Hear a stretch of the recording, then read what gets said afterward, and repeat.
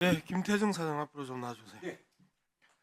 뭐 나오는 동안에 제가 좀 정리를 해보면요, 제가 가졌던 제보는요, KTV 관련 항제 관람은 김건희 여사 측에서 기획하고 주도했습니다. 그리고 지난 국가유산청 내용도 마찬가지로 김건희 여사 측에서 주도하고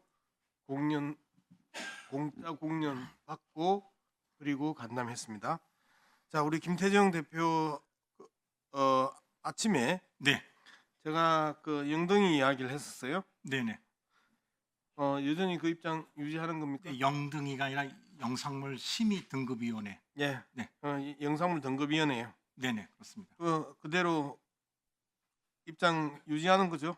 네네, 그렇습니다. 저는 그때 아까 그렇게 네, 뭐라고 맞습니다. 말씀하셨어요? 네, 저는 그 등기부등본이나 사업자 등록 모든 것을 다 바꿨지만 영상물 등급위원회에서 저의 그 새로운 대표자 바뀐 거를 업데이트 안 한 걸로 알고 있습니다. 그래, 그렇게 이야기를 하셨죠? 네, 그렇습니다. 그래서 영화진흥위원회 심의등급위원회로 알고 있습니다. 그쪽이 누구예요라고 거기 차고인 걸로 알고 있어요라고 이야기할 때 그렇게 이야기를 했어요. 그래서 제가 영진이가 잘못한 거죠. 김태정 대표가 잘못한 게 아니고요라고 이야기했으니 저는 아닙니다. 그렇게 이야기하셨죠? 네, 그렇습니다. 위정인 거 아시죠? 확인 안 해보셨어요? 네, 확인 안 해봤습니다. 우리가 바로 그거 끝나자마자 영상물 등급위원회에다가 물어봤어요. 그랬더니 우리 자료 있나요? 제가 아까 보여줬던 자료가 저 자료입니다.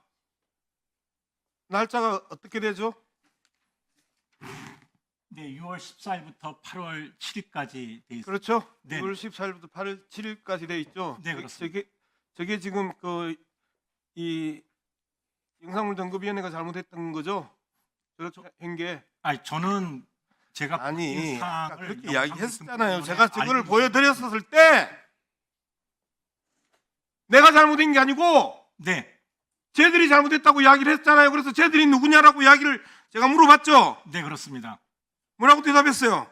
영상물 등급위원회에 내가 잘못했다고 이야기했죠. 네, 그쪽에서 아직 업데이트를 안 한 걸로 알고 있습니다. 자, 그게 거짓말이라는 거예요. 제가 받았던 내용을 읽어드릴게요. 주식회사 유나이티드 미디어에서는 24년 8월 13일 대표자 변경을 요청하였으며 위원회는 서류 확인 후 변경 인정을 처리한 바 있다. 자, 유나이티드 미디어에서는 8월 13일 날에 대표자 변경을 요청을 했어요. 그리고 제가 보여드린 저 내용들은 다 8월 13일 이전이에요.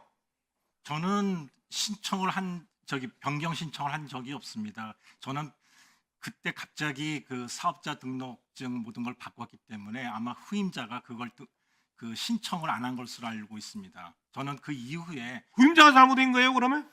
그 절차는 제가 잘 보세요. 모르거든요. 저는 김태정 사장님, 네, 아까는 오전에는 너무 당당하게 네, 영등이가 잘못했다고 그렇게 이야기를 했고, 그리고 다시 저희가 영상물 등급위원회로부터 받은 자료는 8월 13일 날 됐어야 유나이티드 미디어가 변경 요청을 했다고 했습니다. 그런데 이제는 누가 잘못했다고요? 저는 변경 요청을 한 사실이 없습니다. 저는 당연히 그 등기부등본이라든지 사업자 등록이 바뀌면 그쪽에서 알아서 바뀌는 걸로 알고 있습니다. 말이 되는 소리를 하세요. 유나이티드 미디어 대표가 바뀌었는데 그래? 저 이런 식으로 대놓고 제가 그거를 문제가 발생을 했어. 겸직 금지에 걸렸어. 그런데 그게 내 탓이 아니고 처음에는 영상물 등급위원회 탓이야. 걔들이 처리를 늦게 했어. 라고 이야기를 했다가 영상물 등급위원회가 8월 13일 날 대표자 변경을 그랬어야 유나이티드 미디어에서 했다고 자료가 왔는데 이제는 누구 탓이에요? 정말 겸직 금지에 대한 문제를 위반을 하신 거예요. 예? 왜 거짓말을 해요? 본인이 잘못했구나. 본인의 아내가 잘못한 일을 엉뚱하게 국가기관이 잘못했다고 왜 뒤집어 씌워요? 그다음에 다시 한 번 더 이야기합니다. 이렇게 뒤집어 씌우고 당당할 수 있는 게 불법으로 취직했기 때문이에요. KKK 라인, 김대중, 강훈, 김건희 라인에 의해서 얼떨결에 사장이 됐어요. 그런데 문화부 국장, 담당 국장, 이해충돌방지법에 공직자로 채용 임명되기 전 2년 이내에 공직자 자신이 재직하였던 법인 또는 단체 또는 사적 이해관계자 공직자 자신 또는 그 가족, 공직자 자신 또는 그 가족이 임원, 대표, 관리자 또는 사회이사로 재직하고 있는 법인 또는 단체. 네. 이해충돌되죠? 그럼 법적으로 한번 검토를 유나이티드 한번 해봐야 될 것 같습니다. 예. 미디어하고 아리랑 TV하고 내용이 엄청나게 유사하죠. 그때 장관께서도 유사한 일을 했고 그리고 아리랑 TV에도 있었고 했기 때문에 유능하다고 해서 발탁했다고 이야기했죠. 네, 맞습니다. 근데 아리랑 TV하고 유나이티드 미디어하고는 사업 자체가 이쪽은 수출하거나 배급하는 거고 아리랑 TV는 저희 이제 국가 홍보, 이미지 방송 이런 것들을 해외 송출하는 거라서 유사 이해 충돌에 걸리는지는 좀 법적으로 검토를 한번 해봐야 될 것 같습니다. 그 법적인 검토도 안 하고 아리랑 TV 사장을 임명을 해요? 저희가 판단하기로는 법적 검토했어요, 안 했어요? 이게 안 공직자가 했잖아요. 밖으로 나갈 때는 이해 충돌이 엄격하게 적용되는데 보세요. 이게 기업에 있던 분이 이제 공직으로 들어올 때는 이 취업 제한이나 이런 것들이 없는 걸로 알고 있습니다, 부장님. 의원님. 어떤 문화부 어떤 법적 검토도 하지 않았고 절차에 있어서 어떤 절차도 밟지 않았고 이력서 달랑 한 장 받고 그리고 위에서 찍어 누르니까 사장을 임명한 거예요. 조선일보 전주필 김대중, 그렇지 않습니다, 의원님.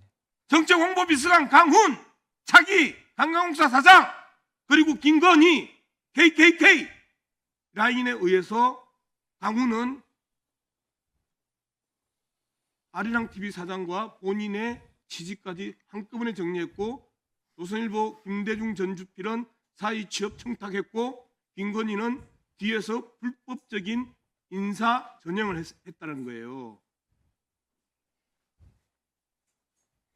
그렇지 않습니다. 겸직 금지를 어겨도 저렇게 뻔뻔하게 아리랑 TV 사장이 내 탓이요가 아니고 국가기관 탓이라고 우길 수 있는 것도 그렇고요.